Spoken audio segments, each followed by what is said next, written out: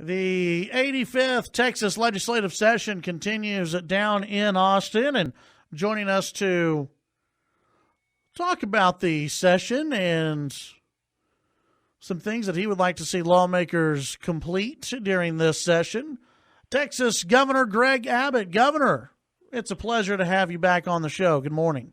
Chad, great to visit with you again. How are you? I'm doing great. Coming off of an incredible Super Bowl last night. I was there in Houston, Texas, watching the game with President H.W. Bush and Vice President Mike Pence. And I got to tell you, the stadium was rocking. I bet. And it was so cool to see the former president and first lady out doing the coin flip. And I mean, it was something watching it on TV, but to be there just had to be unreal. Well, I got to tell you something that you probably would not have been able to see from television.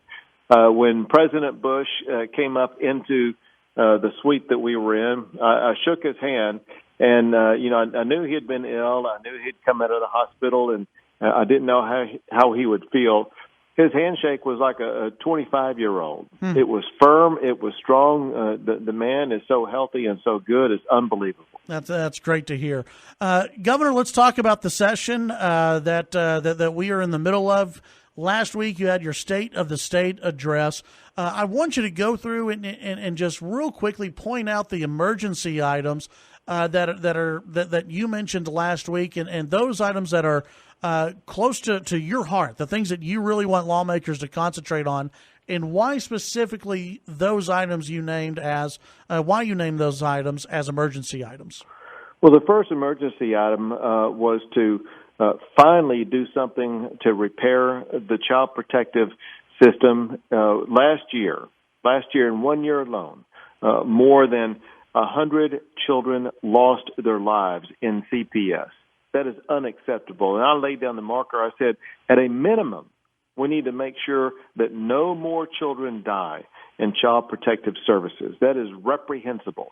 And it seems to be a movement among both the House and the Senate to finally get this done. We, of course, need more caseworkers, but we need better strategies, and we also need to be looking out for what's right for parental rights.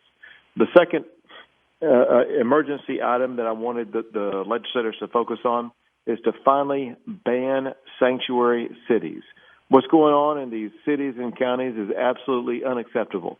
Many of your listeners will remember the tragic shooting of Kate Stanley in San Francisco, who lost her life by a repeat deportee, a repeat criminal who should not have even been in the United States, who killed her. Well, things like that are happening in the state of Texas also, and that's unacceptable. Some of your listeners will be familiar with my battle going on with Travis County, with the Travis County Sheriff, which, of course, is where Austin, Texas is, has adopted sanctuary city policies. If you are a criminal in the United States illegally with a criminal background, a criminal record, and you get arrested again and you're behind bars, she's not going to keep you behind bars. She's not going to cooperate with ICE. She may let you back out on the street without ICE or immigration officials ever knowing that a repeat criminal from another country who is in the United States illegally is even here, and disallowing ICE or the immigration authorities the right and the ability to get them and to either take further legal action against them or deport them. So what these sheriffs are doing is literally endangering their own communities because of some crazy left liberal policy. The third emergency item is to finally pass ethics reform. We want to make sure that the public knows that these legislators, and as well as other elected officials in the state of Texas, are working for the taxpayers who put them there, as opposed to coming up to Austin, Texas, or wherever they may be, working to pass laws that line their own pockets. The fourth emergency item is to adopt a convention of states agreement. It basically is an agreement between the House and Senate. It's not a law that a governor signs into effect. It's called a joint resolution. And this is a part of the process where we and countless other states are fed up with Washington, D.C., abandoning the Constitution. And we want some very simple things such as term limits, a balanced budget amendment, reining in all these out-of-control federal regulations, as well as restoring the 10th Amendment so that states have the authority to sue to enforce the 10th Amendment. That is a single sentence that says all power not delegated to the federal government and the Constitution is reserved to the states or to the people. That provision must be enforced. And I'll add another item, and that is we have to have meaningful property tax reform because so many people are being priced out of their homes. Right. We're visiting with Texas Governor Greg Abbott. I want to bring up something else that you mentioned in your speech, and it wasn't lost on some in the media, and that was pre-K. Right. This is something that you brought up in the last session as well, and you addressed the funding levels of pre-K, and you kind of went after the House and the Senate a little bit on this because their funding levels aren't up to where you would like to see funding levels. When we talk about high-level pre-K, and my own mother, she is a pre-K instructional coach in Grand Prairie ISD, and you know a lot about Grand Prairie ISD and what they've been doing.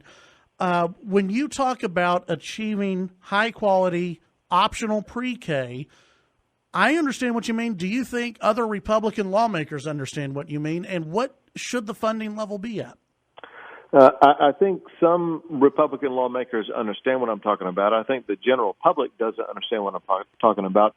But I think the most important thing that led me to say what I did say is I think that constituents, and I would say mostly Republican lawmakers, don't know what's going on here.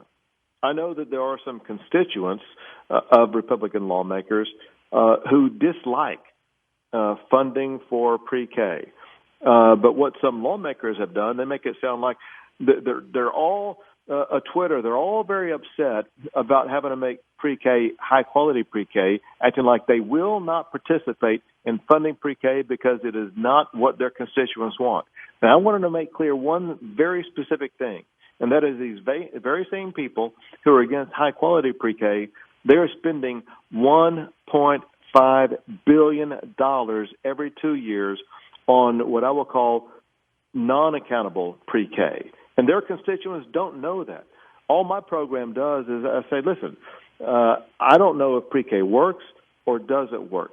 We need to first verify that we're going to have the high-quality programs in place that will put children on the pathway to doing reading or math at or above grade level by the time they finish the third grade. And I believe that high-quality pre-K will establish that goal. I believe, like some constituents believe, that low-quality pre-K that's not really educating kids but really doing nothing more than babysitting these kids is not really putting them on the trajectory where they are really learning. And also I believe, like a lot of constituents believe, that not all children should be forced to attend pre-K. If a parent doesn't want their child in pre-K, I think the parent shouldn't have their child in pre-K. I believe the most important relationship that exists is a parent-child relationship. And if parents want to keep their children at home, if parents want to educate themselves or take care of them, that's absolutely fine. So this is optional, meaning no parent has to do it. And it's high-quality pre-K, meaning that it's going to be the type of pre-K where students are going to begin learning what they need to learn at the appropriate level to begin preparing them to be a good quality student so they're doing math and reading at or above grade level by the time they finish the third grade. And there's a reason why that is the goal. And that is studies have shown that students who live up to that standard are far more likely to finish high school and go on to college because they never fall behind in the first place. And I'll tell you one last thing that I'm trying to overcome that constituents don't know, and that is out of our state budget, we spend about $1 billion or more on education remediation. We're remediating kids in the school process because they fall behind in the first place. We need to stop wasting money on remediation, stop spending money on pre-K if we're not going to be doing it in the right way to make sure these kids get off to the right start that will keep them keeping pace with their school program throughout their entire school years.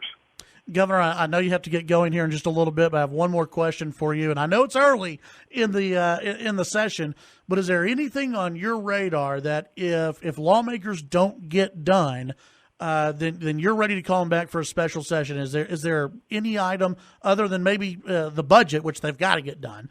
Other than that, is there anything else that's on your radar? We proved last session that we can deal with a lot of contentious issues, make dramatic changes such as securing the border, such as putting the most money ever into building roads, such as improving higher education or early education, and so much more, all in 140 days, and send these legislators home. Texans don't want a permanent legislature like they do in California or someplace like that. Going into this, I feel very confident we're going to be able to take care of business. I don't think it's right for a student who begins the school year in September thinking, I just may not get my schoolwork done. I'm going to start planning on summer school. That's not the right attitude. We need to go in there with our chin straps buckled, with the thought process we're going to get our work done and get it done like Texans expect us to do, and go back home and be citizens again. Governor, as always, appreciate your time, and I'm sure we'll visit with you throughout this session. I look forward to it. Thank you so much. Thank you. That's Texas Governor Greg Abbott here on the Chad Hasty Show.